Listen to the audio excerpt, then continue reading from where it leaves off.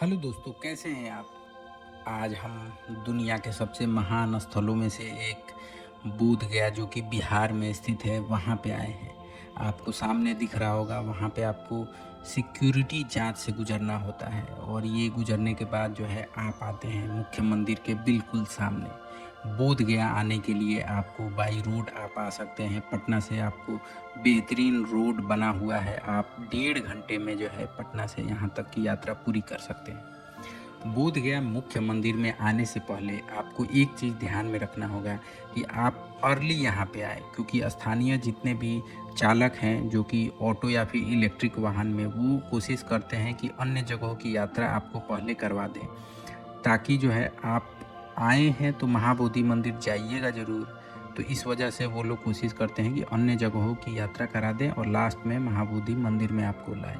लेकिन जहाँ यहाँ पे आने के बाद आपको पता चलेगा कि यहाँ पे लंबी लंबी लाइनें लगी हुई हैं। इस वजह से आप अर्ली सुबह, जितनी सुबह आ सकें, सुबह 5 बजे या मंदिर खुल जाता है, तो आप जितनी अर्ली आ सकें आप यहाँ पे आ जाएं। अभी सामने आपको दिख रहा होगा एक छोटा सा स्तूप, जिसके चारों तरफ तथागत गौतम की मूर्ति बनी हुई है। सामने जो है मुख्य मंदिर है, इसी मुख्य मंदिर के अंदर में जो है एक बुद्ध की स्वर्णिम मूर्ति है, और वो जो मूर्ति है, उस मूर्ति के बारे में ऐसी मान्यता है कि उस मूर्ति की स्थापना जो है सबसे पहले सम्राट अशोक के द्वारा करी गई थी। बोध वृक्ष के नीचे जो है उन्होंने एक स्तूप का निर्माण कराया था, सबसे पहला निर्माण उन्हीं का था। और अभी जो मंदिर आपको दिख रहा है, यह जो है गुप्तकालीन मंदिर है, और गुप्त काल के समय में इसका निर्माण हुआ है। यह पत्थर से मुख्य रूप से बना हुआ है, और इस मंदिर के एकदम से ऊपर में सोने का मुकुट लगा हुआ है, जो कि थाईलैंड की महारानी ने दान में दिया था। और मुख्य जो श्रद्धालु हैं वो चारों तरफ जो है यात्रा करते हैं, और इस मंदिर की परिक्रमा करते हुए जो है अपने को वो लोग जो है बहुत ही आनंदित महसूस करते हैं। यहाँ पे बहुत सारे लोग आपको दिखेंगे जो कमल का फूल लिए हुए हैं। बुद्ध धर्म में कमल के फूल को बहुत ही पवित्र माना गया है। और सबसे खास बात यह है कि बुद्ध धर्म में बहुत सारे सेक्ट हैं, जैसे कि हीनयान है, महायान है, नवयान है, वज्रयान है। तो वो सारे तरीके के लोग जो हैं यहाँ पे आते हैं, और ये दिसंबर जनवरी के समय में सारे लोग जो है इकट्ठे होते हैं, और वो लोग जो है वो बहुत ही अच्छे तरीके से एक साथ अलग अलग रहते हुए अपने तरीके से तथागत गौतम की पूजा करते हैं। कुछ लोग उनको गुरु मानते हैं, कुछ लोग उनको भगवान मानते हैं, और कुछ लोग जो है, जैसे वज्रयान में बहुत सारे कर्मकांड भी हैं।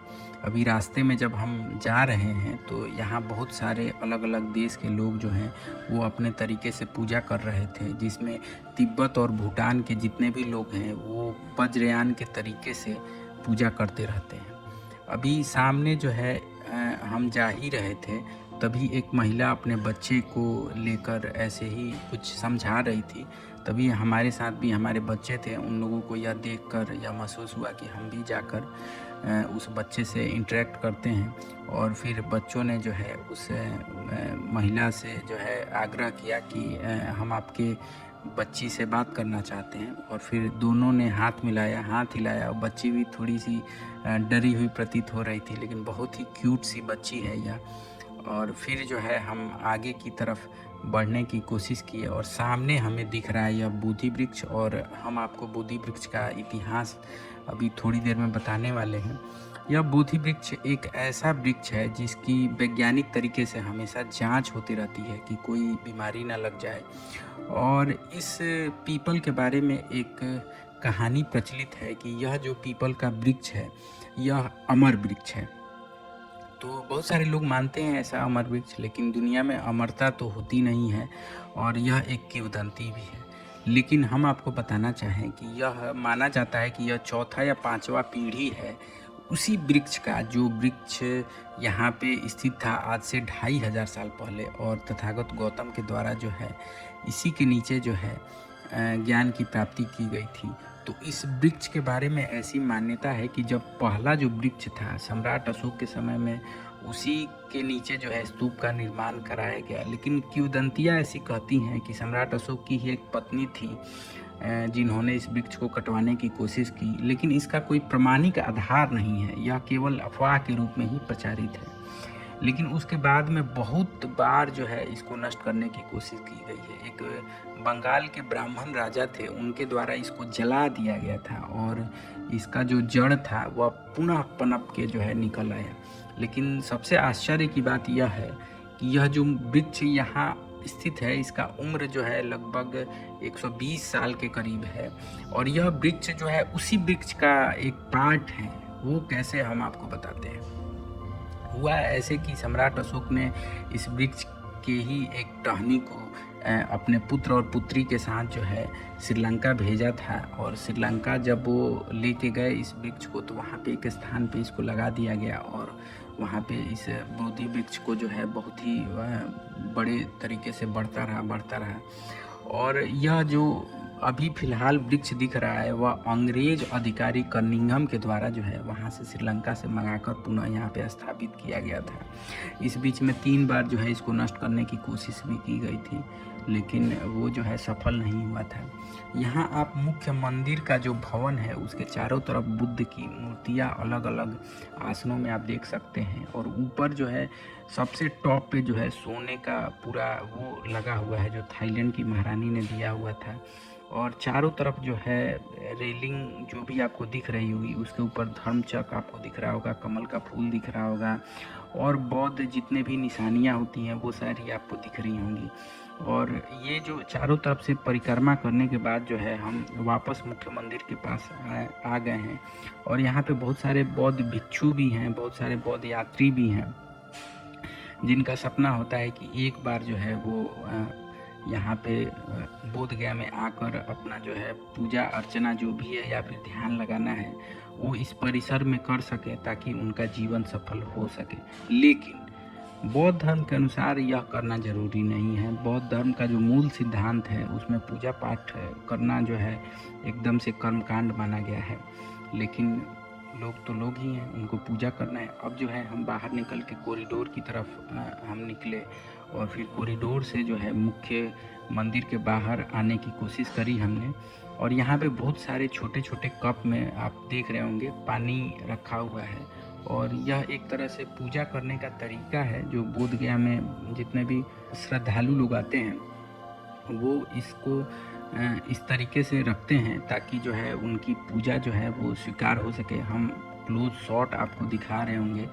आप जब भी बोध गया में आएंगे तो आपको एक चीज़ देखने को मिलेगा कि यहाँ पे एकदम से शांति है और मतलब एकदम से इस तरीके का आपको महसूस होगा कि इतना ज़्यादा लोग हैं। बहुत सारे देश में बौद्ध धर्म बहुत ही प्रचलित है, बहुत सारे देशों का राजकीय धर्म भी है, इसके बावजूद वहाँ के लोग आते हैं एकदम से शांति से रहते हैं, किसी प्रकार का कोई झगड़ा नहीं है। आप चप्पल पहन के किसी भी धार्मिक स्थल के अंदर नहीं जा सकते हैं, लेकिन यहाँ पे मुख्य परिसर के अंदर भी लोग पहुँच जाते हैं, लेकिन कोई नहीं बोलता क्योंकि शांति है। सामने आपको अशोक स्तंभ दिख रहा होगा। यह जो अशोक स्तंभ है यह मुख्य जो तालाब है इस तालाब के बाहर में लगाया हुआ है। इस तरह का स्तंभ आपको बहुत सारे आपको पहले भी हमने जो है टोपरा वाले पिलर के बारे में ही बताया था, जो कि लिंक डिस्क्रिप्शन में मैं डाल दूंगा, आप वहां देख पाइएगा। टोपरा में जो पिलर है जिसको सम्राट अशोक ने स्थापित किया था। अभी जो तालाब के परिसर की तरफ आगे बढ़ने से पहले जो है इस भवन से हम गुजरने वाले हैं और यहाँ पे बहुत सारे ब्राह्मण आपको दिख जाएंगे जो कि बहुत तरीके का कर्मकांड कर रहे हैं। बौद्ध धर्म में कर्मकांड का एकदम साफ तरीके से मना है और विरोध किया गया है, लेकिन बहुत आसानी से यहाँ पे बहुत सारे लोग आपको मिल जाएंगे। यही सहिष्णुता है। सामने आपको एक तालाब दिख रहा होगा। तालाब जो है वो बहुत साफ नहीं है, ग्रीन कलर का दिख रहा है, थोड़ी स्मेल भी आती है। और इस तालाब के बीचों बीच आपको दिखेगा एक मूर्ति और वो मूर्ति है तथागत गौतम की।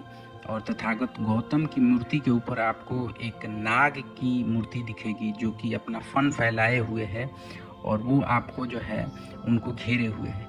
तो यहाँ पे इन्फॉर्मेशन भी लिखा हुआ है इसके बारे में कि जब 7वें सप्ताह में यहाँ पे आए थे और तथागत गौतम यहाँ पे अपने ध्यान साधना के 7वें सप्ताह में थे, तो बहुत ही तेज आंधी और बारिश का आया तूफान और फिर उनकी रक्षा करने के लिए यहाँ मूलचंद राजा जो थे वो नागवंशी थे, उन्होंने उनके लिए व्यवस्था की। और ये जो व्यवस्था उन्होंने करी थी वो उसी का प्रतीक है। सांप को नाग से नहीं वो करना है, नागवंशी मतलब नागवंशी राजा से मतलब है, ना कि सांप। अनुभव किया। महाबोधि मंदिर के चारों ओर बहुत सारी भ्रांतियाँ फैली हुई हैं।